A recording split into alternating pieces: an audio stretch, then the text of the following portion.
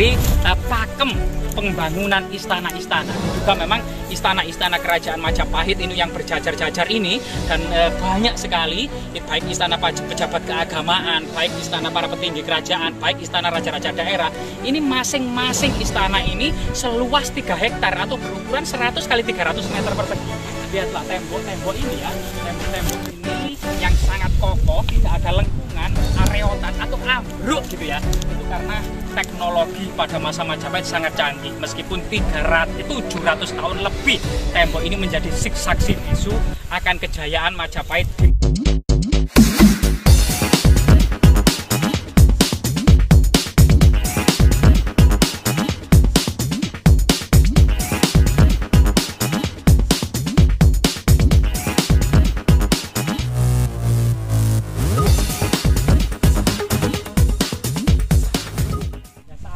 Belum dilanjutkan ekskavasinya, dan menurut berita burung memang tanah yang dengan struktur tembok keliling ini seluas 3 hektar 100 x 300 meter ini lahan yang sudah dibebaskan sekitar 80% ya. Nah, ini tinggal sedikit saja, sehingga kemudian cerita bagaimana dibalik kisah temuan tembok ini luar biasa sekali jika kita kemudian mengacu pada sumber negara Kertagama Empu Prapanca yang nama aslinya adalah Dang Acarya Nadendra atau Samget Padelegan Dang Acarya Nadendra. Dalam kitabnya Negara Kertagama atau Desa Warnana tahun 1365 bahwasanya melukiskan ya atau menulis tembok-tembok istana kerajaan Majapahit dengan ungkapan kutanya Batabang, Umider, Makandel, Aruhur. Jadi tembok-tembok istana Majapahit terbuat dari batu bata merah, umider berkeliling gitu ya, kemudian makandel sangat tebal, dan aruhur sangat tinggi. Coba kita salah satu bukti ya di lokasi ini, namanya Situs Kumitir yang berada di Dusun Bendo, Desa Kumitir, Kecamatan Jatirejo, Jawa Timur ini. Ternyata ini merupakan salah satu dari bagian tembok istana. Diduga ternyata tidak hanya Raja Majapahit saja yang memiliki istana-istana sebesar 3 hektar, melainkan juga raja-raja daerah. Ada Raja Daha, ada Raja Kahuripan, ada Raja Tumapel, ada Raja Wengker, ada Raja Matahun, ada Raja Lasem, Pajang, Mataram, Pangembangan, termasuk kemudian Pamotan dan lain sebagainya ya, banyak sekali. Termasuk diduga kemudian tidak hanya kemudian raja-raja yang memiliki istana, pejabat tinggi kerajaan Majapahit, diantaranya adalah Parah Patih, Tumenggung, Gemung, Kanuruhan, Rangga. Ini juga memiliki istana-istana yang disebut dengan Sang Pancah Ring Wilwatikta.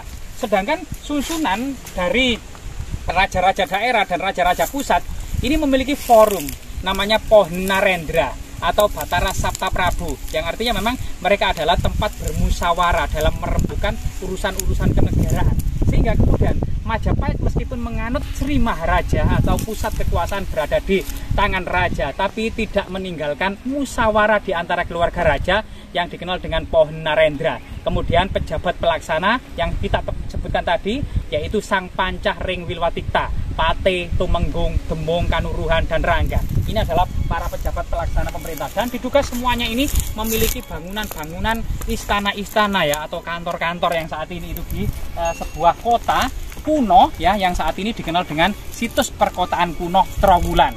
Ternyata misalnya dalam penelitiannya Nur Hadi Rangkuti itu juga menyebut ternyata di pojok-pojok kota itu ada yoni raksasa. Ada yoni Klinterejo yang jika ditarik lurus ke selatan bersambung dengan yoni Lebak Jabung. Jika yoni Lebak Jabung ditarik lurus ke barat bersambung dengan yoni Sedah Japanan Mojowarno. Jika dari yoni Japanan Mojowarno ditarik ke arah utara, ini memang tidak ada yoni, yaitu berada di Badas ya, di Sumombito, Jombang. Ini juga kemudian diduga ini merupakan batas-batas tembok kota istana kerajaan Majapahit. Misalnya dari Kumitir menuju Lebak Jabung, ini diduga juga kemudian menyatu dengan tembok-tembok yang ada di Wates Umpak, kemudian tembok-tembok yang ada di Kumitir. Jadi tembok-tembok yang ada di Klinterejo. Dari Klinterejo, kemudian situs Wates Umpak, kemudian situs Kumitir, sampai kemudian situs Lebak Jabung ini diduga merupakan tembok raksasa. Jika tembok-tembok ini benar suatu saat nanti akan digali, diekskavasi dan direkonstruksi sepanjang 300 meter, sepanjang 9 km maksud saya, Jadi jika ditarik antara yoni-yoni raksasa tersebut, itu ternyata panjangnya adalah 9 km antara Yoni Klinterejo dengan Yoni Lebak Jabung. Bayangkan tembok yang sepanjang 9 km kemudian ditarik ke barat dengan panjang 10 km, sehingga istana dan kota Trowulan ini sangat menarik ya untuk diteliti. Maka dari keterangan tersebut, kalau memang penelitian Nur Hadi Rangkuti itu tidak hanya iseng semata, bisa dibuktikan secara artefaktual di lapangan, maka akan bisa dikonstruksi ya sebuah kota dan istana yang bertembok batu bata merah ini kemudian seluas 9 km kali 10 km persegi. Nah, ini sesuatu yang sangat luar biasa sekali, yang di dalamnya merupakan banyak pemukiman, termasuk kemudian ternyata pejabat keagamaan juga memiliki istana. Misalnya ya disebutkan dalam kitab Negara Kertagama, di sebelah timur itu parah perumahan Dharma Daksa Kasogatan, termasuk bersanding dengan Dharma Daksa Kasaiwan. Bayangkan, ternyata tempat ibadah maupun kemudian rumah-rumah dinas dari Dharma Daksa Kasogatan, penganut petinggi pejabat tinggi agama Buddha, itu berdampingan dengan para penganut agama Hindu Siwa, termasuk para penganut Kabuyutan ya, termasuk para pendeta utama.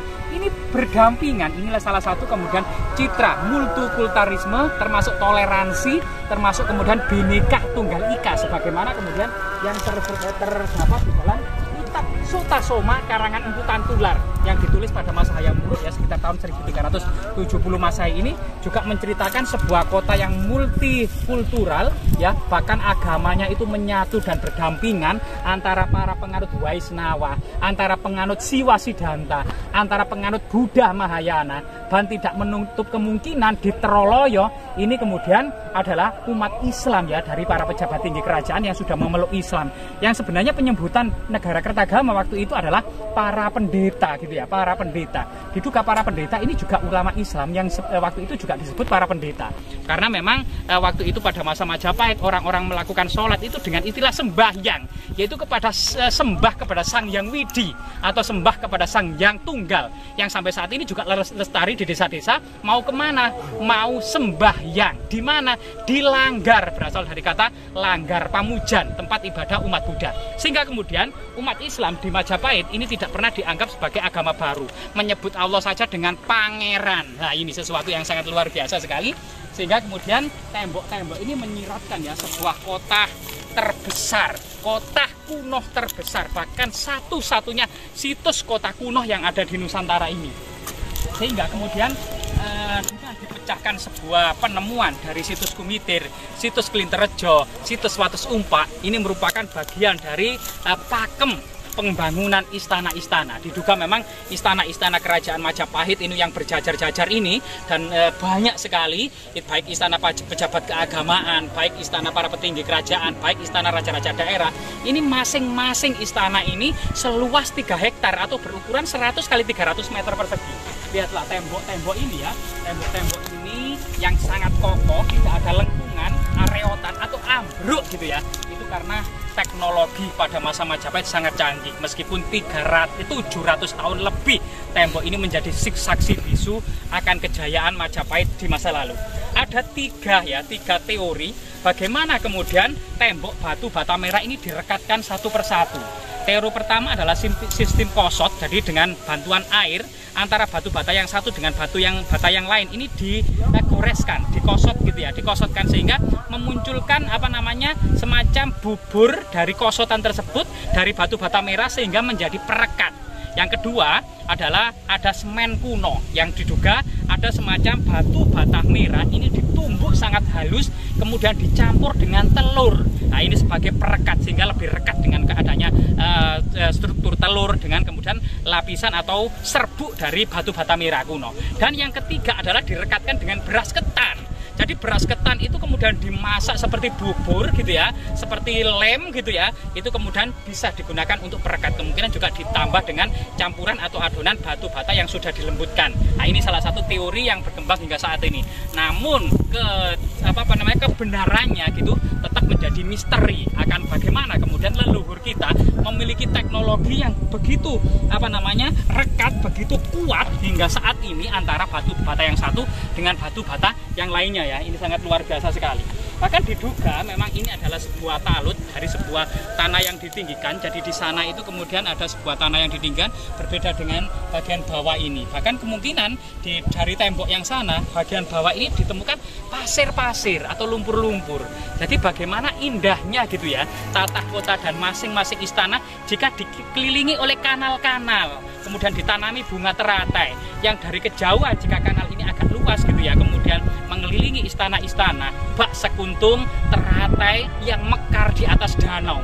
Dan itu kemudian banyak sekali. Nah, ini luar biasa sekali ya.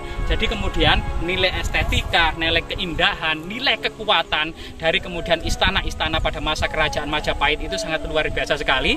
Karena kemudian kanal-kanal itu diduga kemudian ditanami bunga teratai dan sangat luas ya.